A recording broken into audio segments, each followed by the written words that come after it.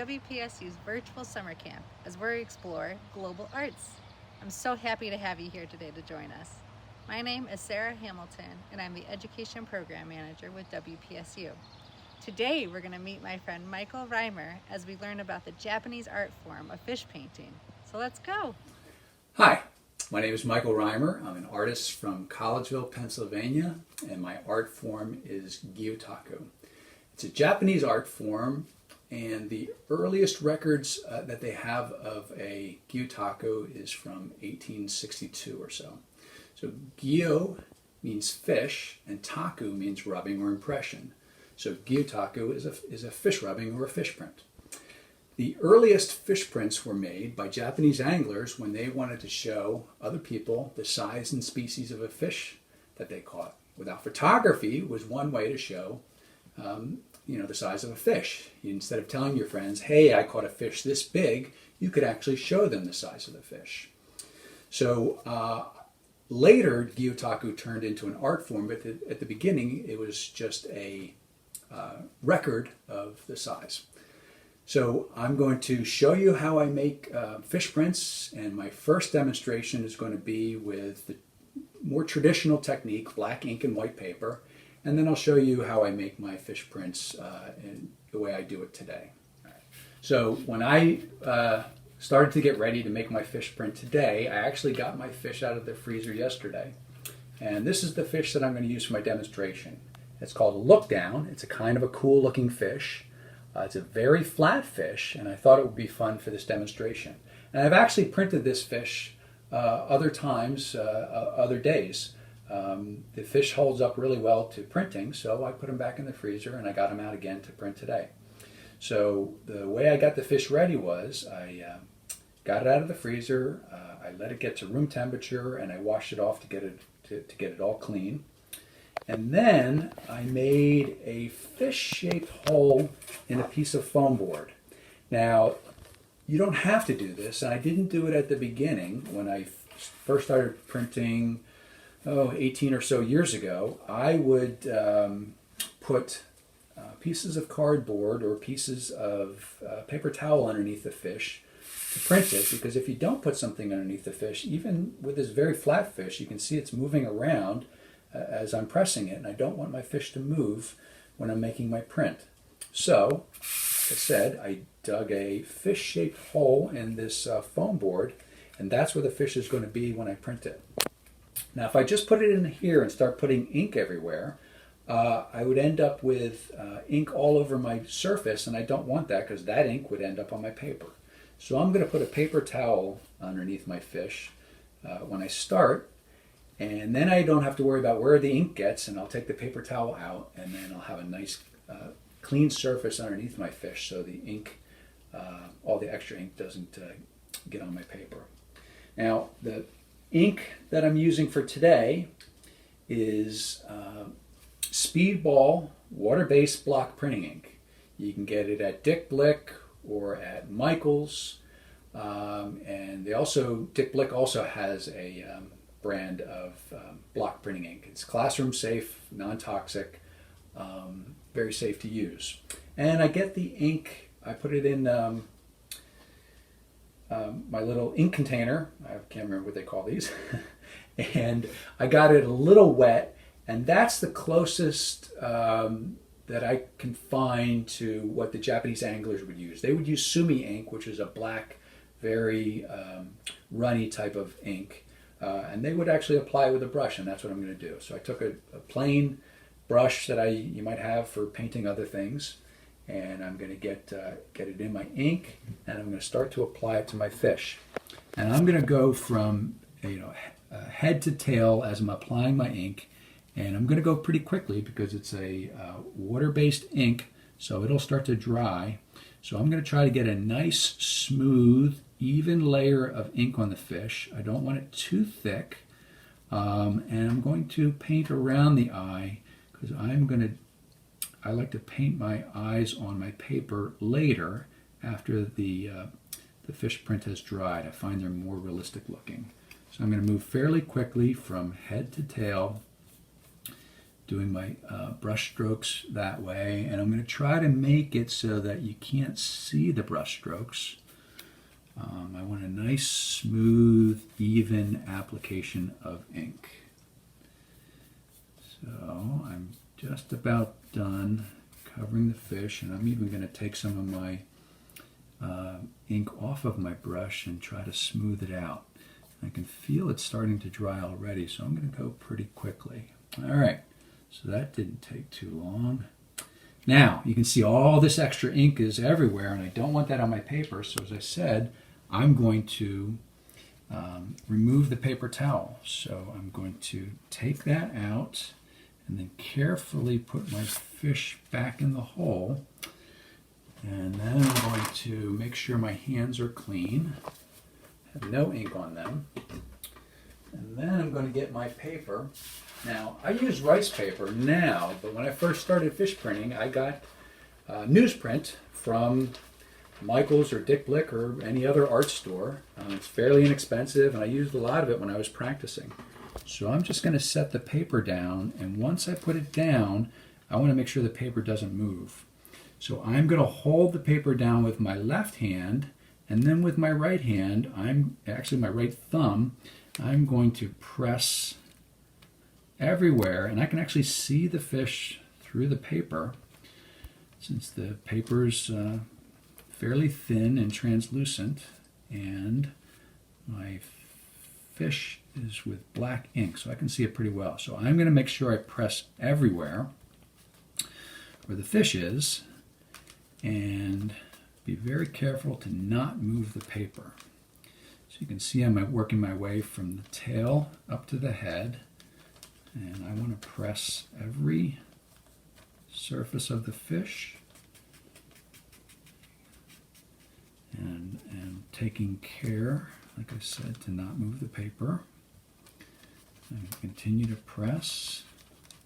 And you can see the ink is transferring to the paper. You can see it right there. As I press down, the ink is becoming darker because it's on the paper, whereas before I pressed it, we could just sort of see it through the paper. So press everywhere, and I'm trying to work fairly quickly because, like I said, this ink would dry because it's a water-based ink. When I use an oil-based ink, and I'll show that later, I can take my time a little more because the oil-based ink takes longer to dry. But this ink is great for using when you're first starting fish printing, and it's what I used for several years. All right, so we can see I think I've pressed everywhere. All right, oops, what's that spot? Okay, I think it looks pretty good. Now this is the most fun part of the fish printing process, when I lift the paper off and see how I did. So I'm going to slowly pull it off, and we're going to see my fish print. So there. Looking from here, it looks pretty good. I think it did a pretty good job. And that's what a traditional Japanese fish print would have looked like. Maybe the angler who caught this fish would have written their name on it. Maybe they would write the type of fish, where they caught it, what their bait was, so they could have a record of the fish that they caught, and they could show their friends. So there's a traditional Japanese fish print. So I originally started printing fish, but the more I read about fish printing, the more I realized that you can print a lot of things from nature. So over the years, I've printed plants, leaves, feathers, insects, octopus. So maybe you don't have access to a fish, or maybe you want to try something that's a little easier. So I'm going to show you how I make a plant print. So I'm going to use the same ink that I used to print my fish, and I'm going to use the same paintbrush, but I just went outside to our front yard and I cut this little plant and I'm going to apply the ink to it, and we'll make a plant print. It's called nature printing. We'll see how it turns out. So I'm going to apply the ink in the same way. I'm going to go fairly quickly. And I guess I'm having to dab it a little bit just to make sure I get down in all the crevices. Again, I don't want too much ink on my plant. And if you'll notice, I turn the plant over. I'm printing from the back side as opposed to the front side because there's more detail of the veins of the plant on the back side. So there's probably some leaves that have more ink than others, so they're going to turn out a little bit different. And I'm going to leave myself a little room at the bottom so I can pick this up and move it to a clean surface without getting ink on my hands. So I'm going to set it down here. And when I talked about printing the fish, I mentioned newsprint. So this is newsprint. You can get by it in a pad. So I'm going to try newsprint and see how this works. So I'm going to set this down on here. Now if you wanted to, you could put this on the ground, put your piece of paper on top of it, put a book on top of it, and stand on it. But I'm going to try to print this with my hand. We couldn't do that with a fish. You know what would happen if we tried to stand on a fish, but we don't have that problem with the leaf. So you can see the plant, I can press a lot harder, and I'm really trying to press hard to make sure that my print turns out. So I'm going to press everywhere, and just like with the fish print, I can see where I've pressed and where I haven't pressed, and just like with the fish print, I'm making sure that I don't move the paper. All right, I'm going to get down all the way into the stem. Okay, all right, let's see how this turned out.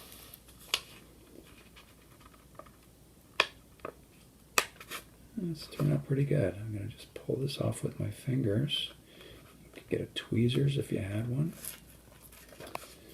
Okay, so that turned out pretty good. And you can see I talked about I had a little more ink on, I think, at the beginning, and then this is where I was dabbing it. But that's a pretty good plant print. That's very detailed, so I think I did a pretty good job. And I'm sure you have trees or plants around your house, and if you have a little bit of black ink, a piece of paper, and a brush, you could make a plant print too.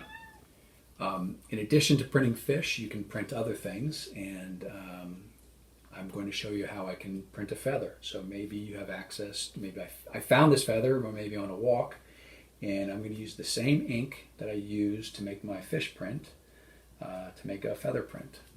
So I'm going to take a brush, and I'm going to apply the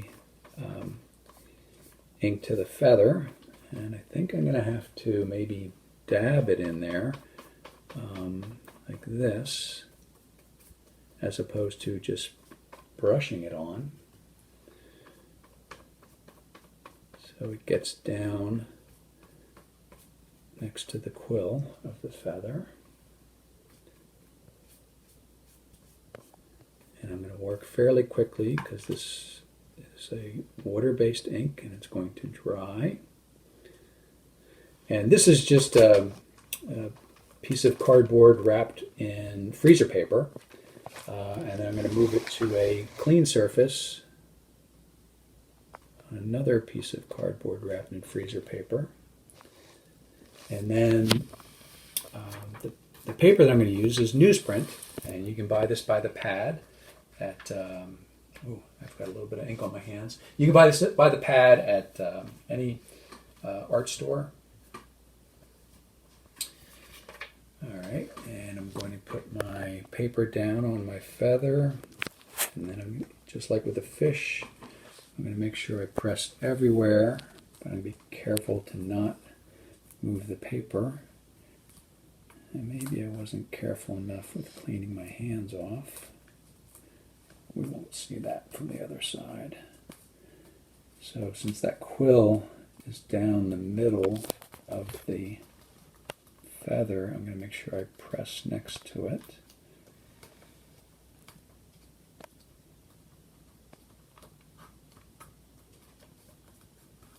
Okay, so we'll lift it off and see how this feather print turned out.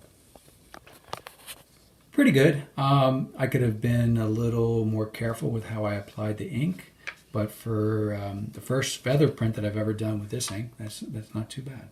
So earlier, on my first fish print, I demonstrated what would be more traditional Japanese technique, a water-based black ink with white paper. But and that's what I started doing when I first started fish printing, but I gradually switched to using an oil-based ink, to using colors, and so I'm going to show you how I do it today. So the ink that I'm using is an oil-based etching ink, and I like it better than the water-based ink because it doesn't dry as quickly, and also I think it gives better details. It's a thicker ink, so when I apply the ink to the fish, instead of using a brush, I'm using a piece of foam fabric wrapped around a bottle.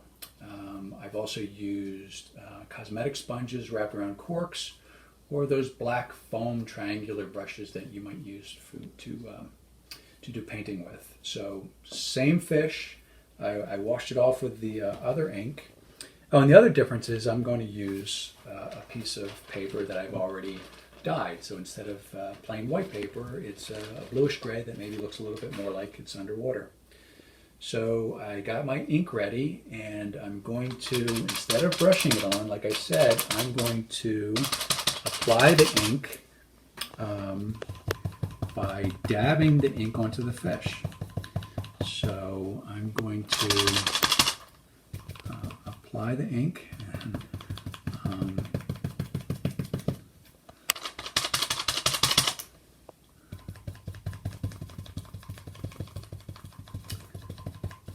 in a dabbing motion.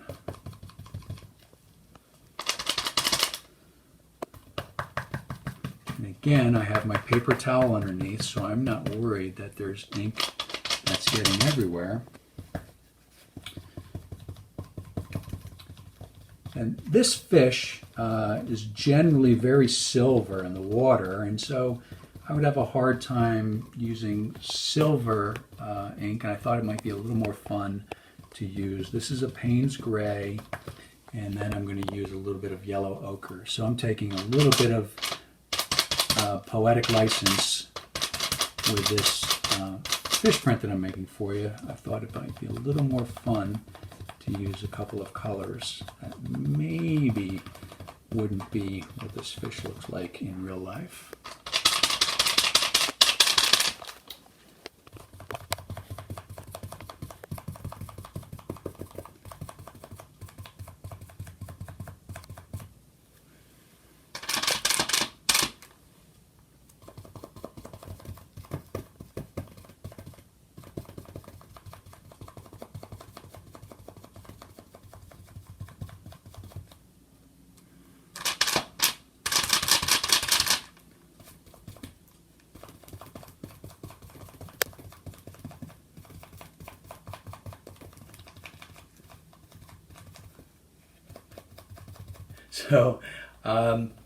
So I want this fin to stick out and be a different color than the body that's around it so we can see it. So I'm going to take a little piece of cardstock, put it underneath here, and then add my color to this fin. And that way it's only going on the fin and not getting all over the yellow ink that I just put down. And I'm going to take this back out and then maybe make sure I add the ink back. Okay. So I think that's pretty good. I might have some spots where the ink's not sticking because of the other ink that I applied earlier, but we'll see how this turns out. Okay, so just like earlier, I'm going to remove the paper towel from underneath the fish, and then I'm going to put him back in his cradle. Now I don't have to work as quickly, as I mentioned, because this is an oil-based ink, and this will stay wet a lot longer than the water-based ink did. And the other thing that I'm going to do, that I didn't do with the water-based ink, is I'm going to spritz my paper a little bit just to get it a little moist and a little relaxed. So I'm not going to get the paper wet, because if I got it completely wet, the ink wouldn't stick. But I'm just going to get it moist enough so it's nice and relaxed. Otherwise, the same technique that I used to print the fish earlier, I'm going to use it. I'm going to have the fish facing down a little bit. So this fish is called a look down. And so we can still see the paper the fish through the paper. And I'm going to do it the same way. I'm going to work my way from the tail up to the head, pressing everywhere the same way I did it earlier, being careful not to move the paper and making sure I press the entire fish. Because if I lifted it off now, I'd have a print of the tail and I wouldn't have anything else. None of the ink sticks to the paper until I press down on it carefully and transfer the ink from the fish to the paper.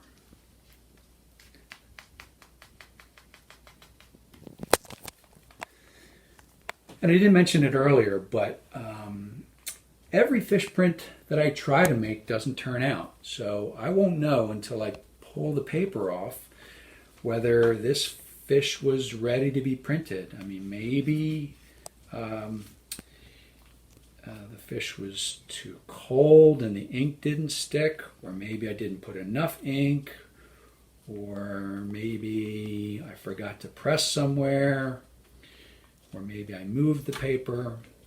So we don't know until we actually pick the paper up as to whether or not this is going to be a good fish print or not. I've made plenty of fish prints that haven't turned out well, but the nice thing is I can just add more ink and try again. So I can't guarantee that this is going to be a great fish print, but I know with more practice and learning from mistakes I've made on other ones, I can be better the more times I try. So I think I've pressed everywhere, and I'm going to lift this off, and see what we've got.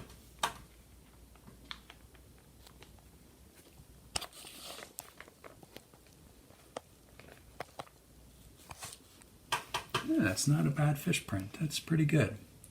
Maybe I got a little bit too much ink there, but overall I think it's a pretty good fish print. So this is what my fish print looked like after I lifted the print. You can see it's not finished. I still haven't painted the eye, and it's just on a piece of paper. So there's a couple of different things that I do to finish a fish print. I generally mount the paper to another piece of paper, or I mount it to a wood panel. And once I mount it to the wood panel, then I paint the eye. You can see before I mounted it to the wood panel, I made a second print using the same fish, but I made it look like the fish was behind the other one. So then I've mounted the paper to a wood panel so that it's ready to hang up. Or if I mounted the paper to another piece of paper, then I could have matted it the way you would mat other pictures and hung it up in a frame. So these are great, these are cool, but they're not quite done. There's a few steps to do after printing the fish, but this gives you an idea of what a finished fish print would look like.